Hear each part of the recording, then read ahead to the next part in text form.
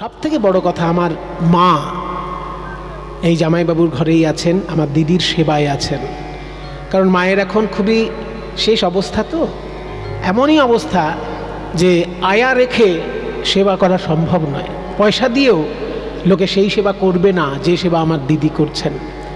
সেই জন্য তো আমার মনে হয় আমরা ভাগ্য করে আমার মা পেয়েছি, আর আমার মা ভাগ্য করে তার মেজ মেয়েকে পেয়েছে।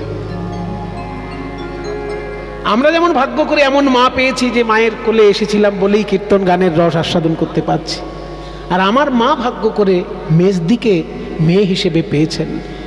সে সরকারি হাসপাতালের নার্স ছিল, কিন্তু নার্সের চাকরি ছেড়ে দিয়ে এই গ্রামেই আমার দিদি থাকে। দিদি মাকে দেখে শুনে রাখে, ও এত যত্ন করে মায়ের যে কেউ পারবে না অত যত্ন করতে, অত সুন্দর সেবা করতে কেউ পারবে না। তাই আমরা দিদিকে বলেছি, দিদি আমরা তো পারছি না, তুই মাকে সেবা করে দেখে রাখ, আমরা মাঝে মাঝে এসে দেখে যাব, যেমন পারবো মায়ের জন্য আমরা সবাই আছি। কিন্তু সরাসরি সেবা যেটা, কখন ওষুধ লাগবে কখন খেতে লাগবে, কারণ মা তো কথা বলতে পারছেন না, এখন কথা বলারও ক্ষমতা নেই মায়ের। সেই জন্য মন বুঝে সেবা করা দরকার, সেটা সবাই পারবে না, সেটা দিদি করছেন। আর এই জামাইবাবুর সহযোগিতা না হলে সেটা সম্ভব ছিল না। জামাইবাবুর মঙ্গল কামনায়, আমার দিদির মঙ্গল কামনায়, এই গ্রামবাসীর মঙ্গল কামনায় দূর দূর থেকে যারা এসেছেন সবাই মিলে একবার হরিধ্বনি করবেন, নিতাই গৌর হরি বল। আর আজকের এই কীর্তনটি যার পরিচালনায় হচ্ছে সেই ডাক্তারবাবু, নামটা কি? সুভাষচন্দ্র মণ্ডল মহাশয়, তারও পরিবারের কামনায় সবাই মিলে, মঙ্গল কামনায় সবাই মিলে একবার নিতাই গৌর প্রেমানন্দে হরি বল, নিতাই গৌর প্রেমানন্দে হরি বল। ওম নমঃ শিবায়, ওম নমঃ শিবায়, ওম নমঃ শিবায়, ওম নমঃ শিবায়, ওম নমঃ শিবায়, ওম নমঃ শিবায়। শোনো শোনো, তোমাদের সমস্যাটা কি তাই বলো। আমাদের সমস্যা হলো আমাদের স্বামী চন্দ্র দেবতা বৃহস্পতির স্ত্রী তারার প্রতি আকৃষ্ট হয়েছেন, তাই বৃহস্পতি অভিশাপ দিয়েছেন 16 দিনের মধ্যে ক্ষয় হয়ে শেষ হয়ে যাবে। 15 দিন ক্ষয় হয়ে গেছে, আর একটা দিন ক্ষয় হলেই আমাদের স্বামী নিশ্চিহ্ন, আর আমরা বিধবা হয়ে যাব। তাই জামাইবাবু আমাদেরকে বিধবা হওয়ার হাত থেকে বাঁচান, বিধবা হবার হাত থেকে বাঁচা।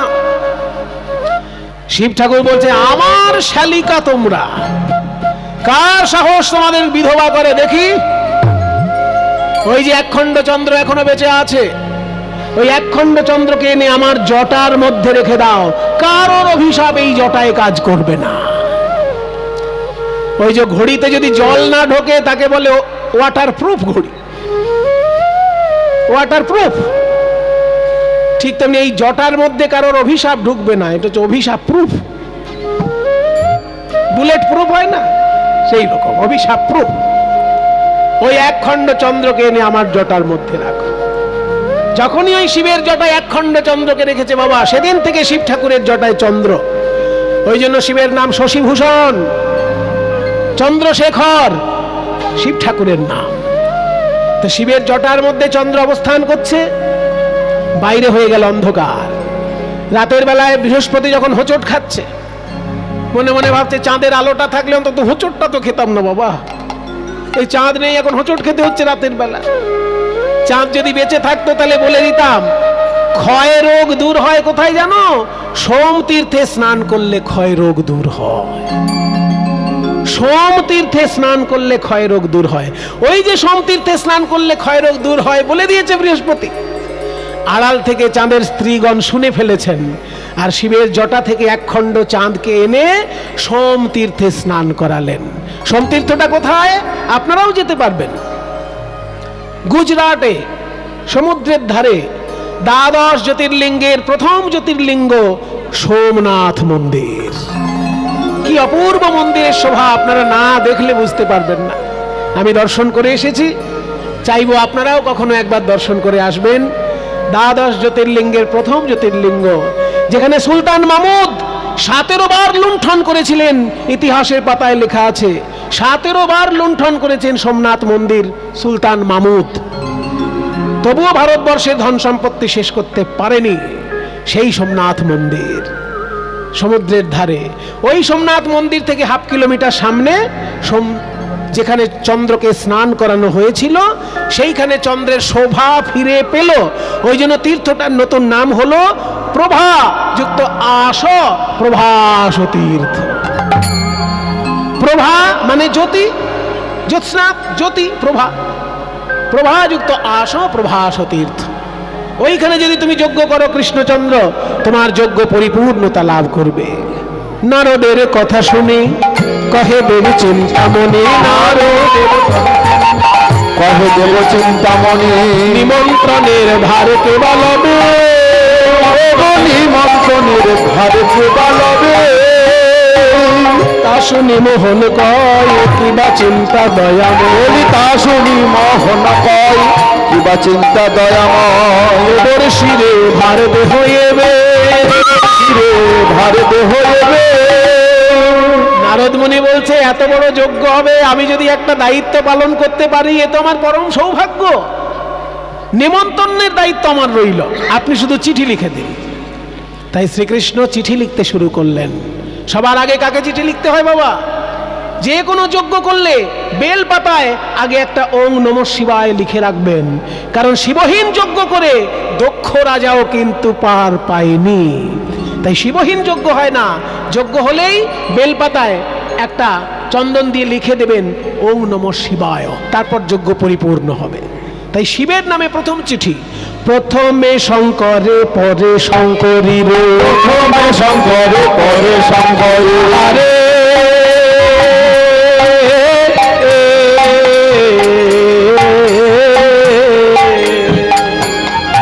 আহা। প্রথমে শঙ্করে পরে শঙ্করী রে, প্রথমে শঙ্করে পরে শঙ্করী রে। গণপতি কার্তিকের রে, গণপতি কার্তিকের রে, গণপতি কার্তিকের রে, গণপতি কার্তিকের রে। সে যে পদ্মজনী, পদ্মজনী মানে ব্রহ্মা, লেখে সে যে পদ্মজনী লক্ষ্মী বিনা পানি, লক্ষ্মী বিনা পানি মানে সরস্বতী। লেখে সে যে পদ্মজনী লক্ষ্মী বিনা পানি, সে যে পদ্মজনী লক্ষ্মী, পত্র লিখে নিজ করে, সে যে পদ্মজনী লক্ষ্মী বিনা পানি, পত্র লিখে নিজ করে। এ হচ্ছে লক্ষ্মী, এ হচ্ছে বিনা পানি। বাচ্চাদেরকে নাচ শিখিয়ে দিই একটু। এই বাচ্চারা যারা নাচ শিখছিস দেখে নে, চট করে লক্ষ্মী সরস্বতী কি করে? লক্ষ্মী এই, সরস্বতী এই, কি মজা না? সব শিক্ষার মধ্যে একটা আনন্দ আছে, নৃত্য শিক্ষার মধ্যে একটা আনন্দ আছে। লক্ষ্মী এই যে, এই বাঁ হাতটা বাঁদিকে পেতে দিবি, ডান হাতটা এরকম করে দিবি, লক্ষ্মী হয়ে গেল। আর সঙ্গে সঙ্গে সরস্বতী, হাতটা শুধু উল্টে দিলেই হলো, তাই না? সে যে পদ্মজনী লক্ষ্মী বিনা পানি, সে যে পদ্মজনী লক্ষ্মী বিনা পানি, পত্র লিখে নিজ করে, পত্র লিখে নিজ করে।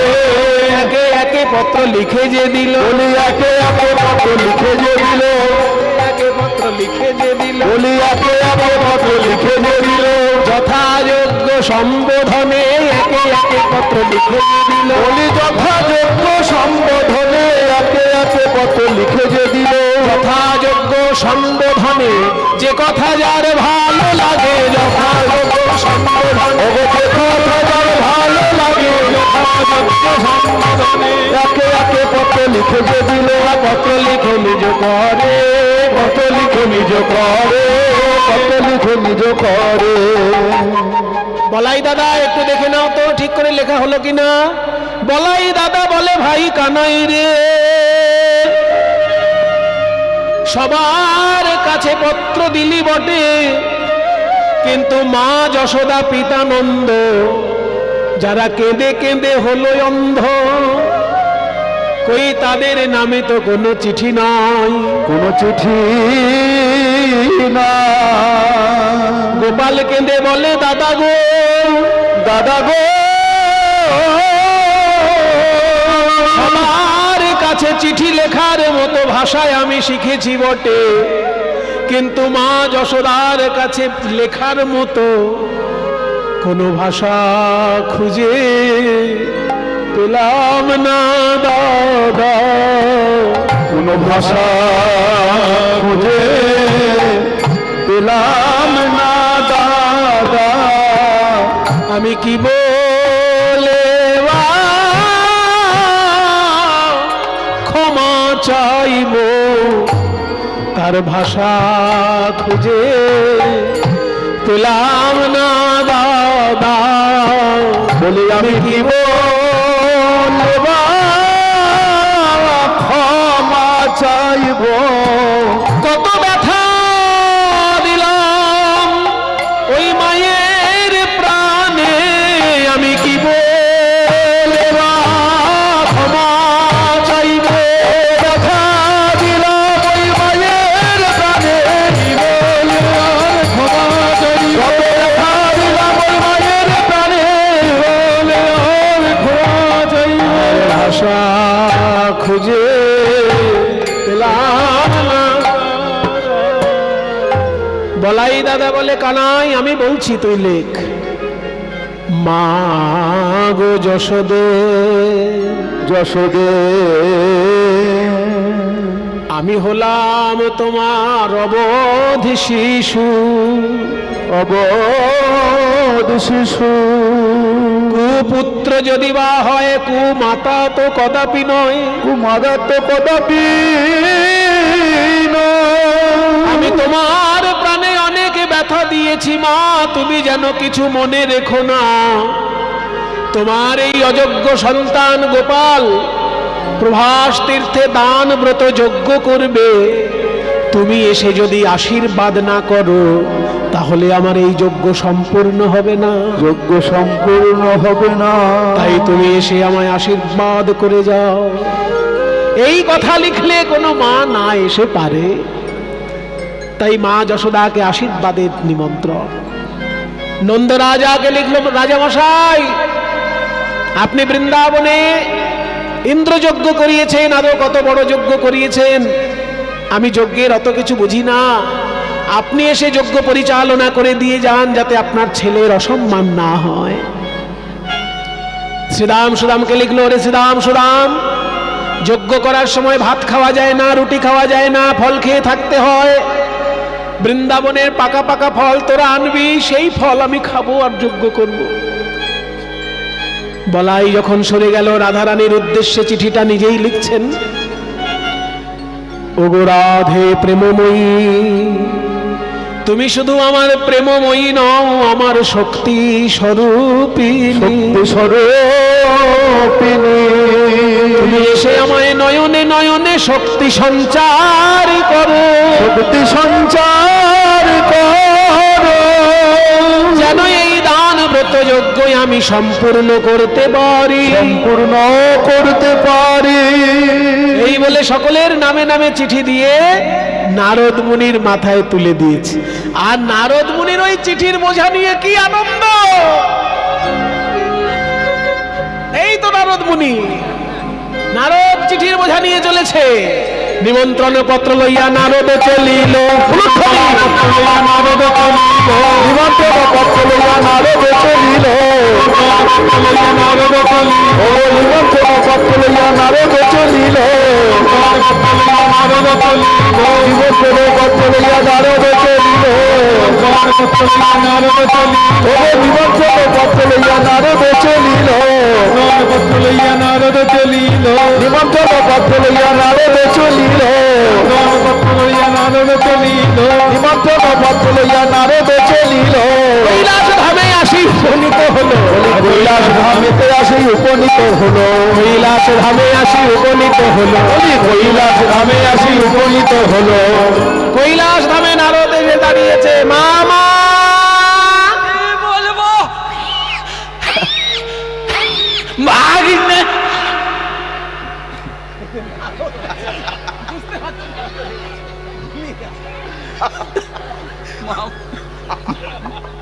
মামা কি ভাগিনে, তুমি এই কৈলাসের ঠান্ডার মধ্যে বসে বসে শুধু তপস্যাই করো, আরে তো পরিশ্রম করাই তো আমার কাজ। পৃথিবীতে কি হচ্ছে কোনো খবরই রাখো না। না, কোনো খবর রাখবার দরকার নাই, কারণ সব জায়গাতে আমার অফিসার ফিট করা আছে। কি বলে অফিসার ফিট করা আছে? হ্যাঁ তার মানে আমি তোমার ইনফরমেশন অফিসার, হ্যাঁ শুধু খবর দেবো তোমাকে? হ্যাঁ তাহলে তাই দিচ্ছি মামা। শ্রীকৃষ্ণ বিরাট বড় দানব্রত যজ্ঞ করছেন প্রভাস তীর্থে, আর ওই যজ্ঞের প্রথম চিঠি তোমার নামে। আমার নামে প্রথম চিঠি। তুমি একা নয়, দলবল নিয়ে যাবে। আমার দল বলতো বিশাল। কিরকম? নন্দী ভিঙ্গি, বিরাট বড় ষাঁড়, ষণ্ড, ডাকিনি জুকিনি, হুতুনে পেতিনি। হ্যাঁ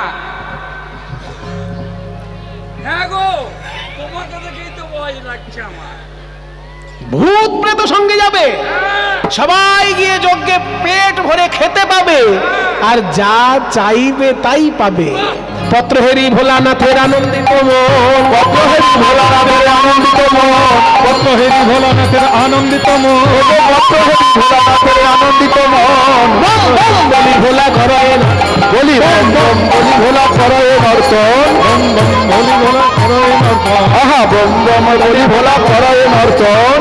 আনন্দ ধরে না, আনন্দ ধরে না, পত্রহেরি ভোলানাথের আনন্দ ধরে না, পত্রহেরি ভোলানাথের আনন্দ ধরে না, বম বম বলি ভোলা ঘরের নর্তন, বলি ভোলা করয়ে নর্তন। আর একটা কথা শোনো, এই যে পত্র নিয়ে যাচ্ছি না, এই ভূলোক ভূবলোক যত আছে, স্বর্গলোক, সব জায়গাতেই যার পত্র আছে তাকেও দেব, আর যার নেই তাকে তার আগে দেব। হ্যাঁ, এর নাম নারদ। হ্যাঁ, বলছে যার নামে চিঠি আছে তাকেও দেবে, আর যার নামে চিঠি নেই তাকেও দেবে। সবাইকে নিমন্ত্রণ করে নারদ স্বর্গ মর্ত পাতাল ঘুরে শেষকালে বৃন্দাবনে দেখে শ্রীরাম সখা পটেতে আঁকা শ্যামের মূরতি করে।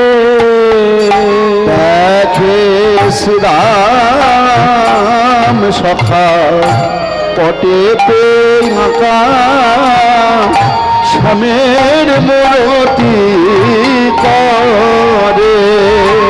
পাকা পাকা ফল লইয়া বলে ভাই কানাই খারে খারে। পাকা পাকা ফল লইয়া বলে ভাই কানাই খারে খারে।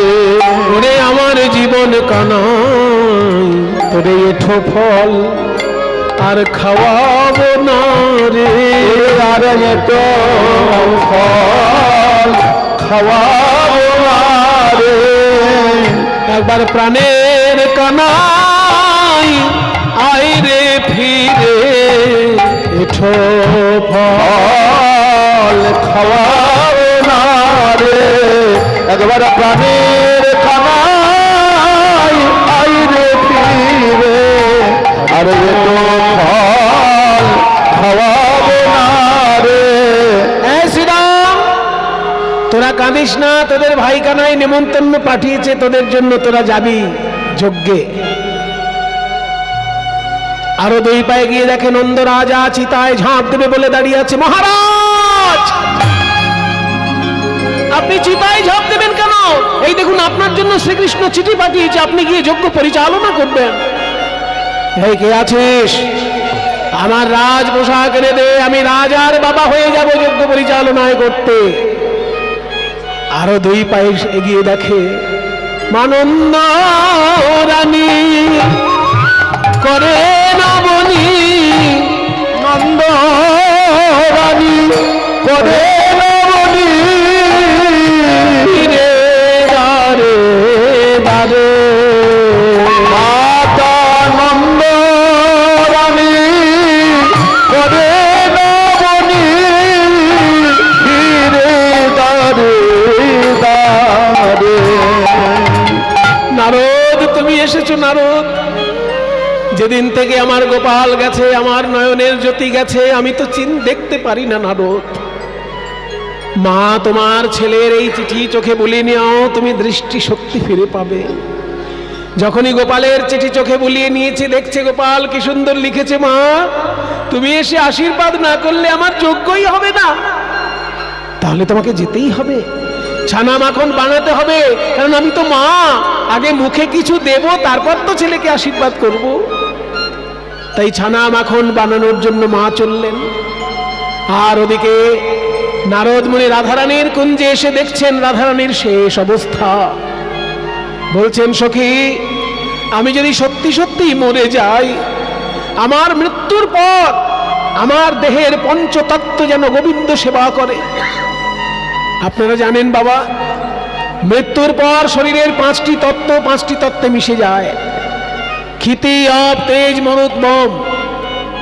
এই দেহটা গঠিত হয় পাঁচটা তত্ত্ব নিয়ে। ক্ষিতি মানে মাটি, অপ মানে জল, তেজ মানে তাপ বা জ্যোতি, মরুত মানে বাতাস, আর ব্রহ্ম মানে আকাশ বা ফাঁকা জায়গা। এই পঞ্চতত্ত্ব দিয়ে শরীর তৈরি। মৃত্যুর পর পঞ্চতত্ত্বে মিশে যায়। তাই রাধারানী বলছেন, আমার মৃত্যুর পর পঞ্চতত্ত্ব যদি পঞ্চতত্ত্বে মিশে যায়, তারা যেন কৃষ্ণ সেবায় কাজে লাগে। কিভাবে না, আমার শরীরের মাটিটা তো মাটিতে গিয়েই মিশবে। যে মাটিতে গোবিন্দ বিচরণ করবেন, সেই মাটিতে যেন আমার শরীরের মাটি যায়, তাহলে গোবিন্দের চরণের ধুলা হয়ে থাকবে। মানে যে মাটির উপর দিয়ে গোবিন্দ হেঁটে যাবে, আমার শরীরের মৃত্যুর পর আমার শরীরের মাটি অংশ যেন সেইখানে গিয়ে তার চরণের সেবায় লাগে। কি সুন্দর পদ বাবা, তাই না? এই তো আমাদের বাংলার সম্পদ। এবার বলছে ক্ষিতি, অপ মানে জল। শরীরে যে জল অংশটা আছে, ওটা কোথায় যাবে না, যে সরোবরে গোবিন্দ স্নান করেন, আমার শরীরের জল অংশ যেন সেখানে যায়। जो সরোবরে মধু নীতি নীতি না হো, মুঝে অঙ্গ সলিল হোক, জাগত হিমাহ। ক্ষিতি অফ তেজ, তেজ মানে জ্যোতি। আমার শরীরের জ্যোতি কোথায় যাবে না, যে আয়নায় গোবিন্দ মুখ দেখবে, আমার শরীরের জ্যোতি যেন সেখানে যায়। রাধে, তুমি মৃত্যুর পর কৃষ্ণ সেবা করার কথা কেন ভাবছো? তুমি বেঁচে থেকে যাতে কৃষ্ণ সেবা করতে পারো, সেই ব্যবস্থা আমি করে এসেছি। শ্রীকৃষ্ণ করবেন দান, ব্রত, যজ্ঞ, আর তুমি নয়নে নয়নে শক্তি সঞ্চার করবে। এই দেখো তোমার চিঠি। রাধারানী গোবিন্দের চিঠি পেয়ে মনের আনন্দে বলছেন, কই রে, আমাকে একটু ভালো করে সাজিয়ে দে, আমি কৃষ্ণ দর্শনে যাব। যেই না রাধারানী সাজগোজ শুরু করেছেন বাবা, অমনি জটিলা কুটিলা এসে বলছে তার দাদাকে, ও দাদা, তোমার গিন্নি রূপের ডালি নিয়ে ওই কেলে ছোড়ার যজ্ঞে গিয়ে দাও।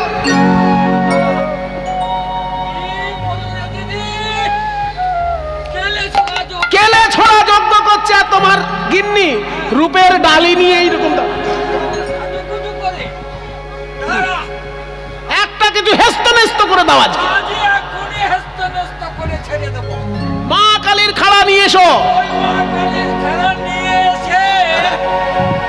একদম মা কালীর খুঁটোতে ভরিয়ে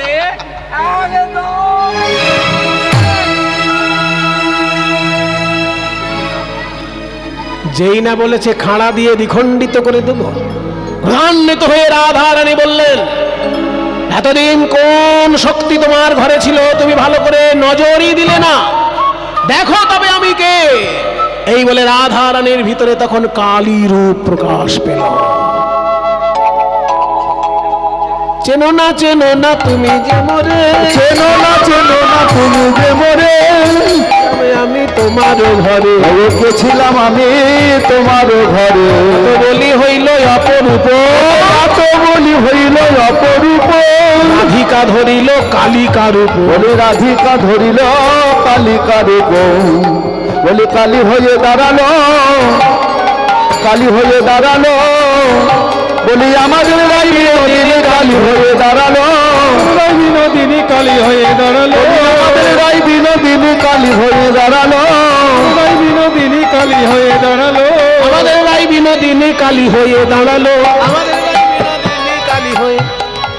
দেখিয়া আয়ান পদতলে, দেখিয়া আয়ান পরি পদতলে, লুটায় জয় কালী বলে, লুটায় জয় কালী বলে, ক্ষমা করো হে, ক্ষমা করো হে, চিনতে নারলাম ক্ষমা করো হে, চিনতে নারলাম ক্ষমা করো হে, চিনতে নারলাম আমার ঘরণী রূপে ও জননী, চিনতে নারলাম ধর্মী রূপে জননী, চিনতে নারলাম ধর্মী রূপে জননী, চিনতে নারলাম ক্ষমা করো হে, ক্ষমা করো হে, শরণাগত দীনার্ত परित्राण परायणे सर्वस्यार्ति हरे देवी नारायणी नमोस्तुते सृष्टि स्थिति विनाशानां शक्तिभूते सनातनी गुणाश्रये गुणमये नारायणी नमोस्तुते सर्वमंगलमंगल्ये शिवे सर्वार्थ साधिके शरणे त्र्यंबके गौरी नारायणी नमोस्तुते हे दत्ते वदनं सौम्यं लोचनत्रयभूषितं पातु नो सर्वभूतेभ्यः कात्यायनी नमोस्तुते शङ्खचक्रगदाशार्य गृहीत परमायुधे प्रसीद वैष्णवी रूपे नारायणी नमोस्तुते प्रसीद वैष्णवी रूपे नारायणी नमोस्तुते।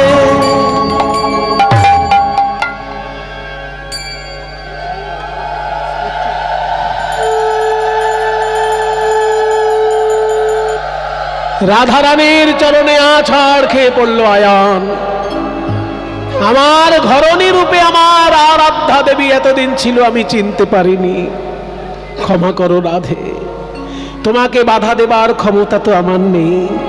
তুমি যাও কৃষ্ণ চরণে, আমার হয়ে দু কথা তুমিই বলে দিও রাধে। তাই রাধারানী আজকে চলেছেন কৃষ্ণ দর্শনে প্রভাস যজ্ঞে। চারদিকে চারটে দরজা হয়েছে, পূর্ব পশ্চিম উত্তর দক্ষিণ। একদিকে আসছে শান্ত দাস্যরসের ভক্ত, আর একদিক দিয়ে আসছে শ্রীরাম সুদাম দাম্ব সুদাম। এই গরুর গাড়ি ভর্তি করে ফল নিয়ে চল, নিমন্ত্রণ পত্র পাইয়া ব্রজবাসীগণ, নিমন্ত্রণ পত্র পাইয়া ব্রজবাসীগণ, প্রভাস যজ্ঞের পথে করাইয়ে গমন, প্রভাস যজ্ঞের পথে করাইয়ে গমন। শকট, শকট মানে গরুর গাড়ি। শকট ভরিয়া নিল দধি দুগ্ধ ছানা, শকটে ভরিয়া নিল দধি দুগ্ধ ছানা, ফলমূল কত নিল না হয় গণনা, ফলমূল কত নিল না হয় গণনা। শ্রীরাম সুদাম আসছে কেমন ভাবে, এই दोनों बाहें उठा के बोलो जय कन्हैया लाल की। শুধু জয় বললে হবে না, আমি বলবো জয় কানহাইয়া লাল কি, আর আপনারা বলবেন হাতি ঘোড়া পাল কি। হাতি বলবেন না, হাতি বলবেন। মানে হিন্দিতে উচ্চারণ হচ্ছে হাতি, আর বাংলায় বলে হাতি। এ भैया दोनों बाहें उठा के बोलो, बोलो जय कन्हैया लाल की। हाथी घोड़ा पाल की, बोलो जय कन्हैया लाल की। हाथी घोड़ा पाल की, लाल की।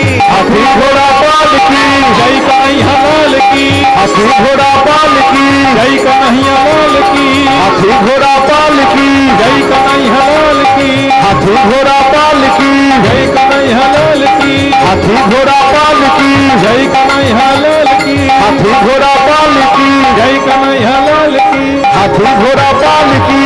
नंद घर आनंद भयो जय कन्हैया लाल की। हाथी घोड़ा पाल की। সবাই মিলে জয়ধ্বনি করছে।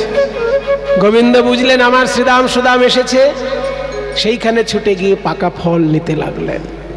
আর ওদিকে অন্য একটি দরজায় মা যশোদা এসেছে, দারোয়ান চিনতে পারেনি, ভিখারি মনে করে যেই বাধা দিয়েছে। মা যশোদা কেঁদে উঠলেন, গোপাল বলিয়া কাঁদায় মা, কহে রামের বদন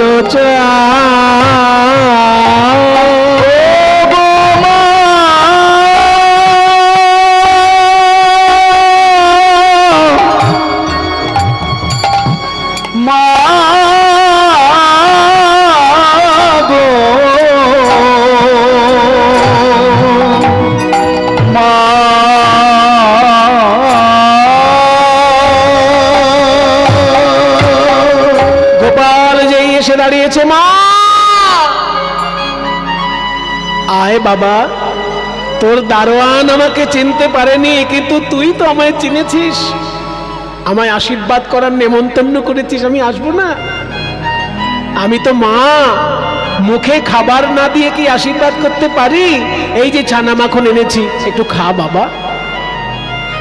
যেই খাবার দিতে গেছে গোপালের মুখে, অমনি দেবকী এসে বাধা দিল, যশোদা, গোপালকে খাওয়াতে হয়, আমি খাওয়াবো, তুমি ওকে খাওয়াবে না। কেন? কারণ ও আমার গর্ভে জন্ম নিয়েছে, আমার ছেলে।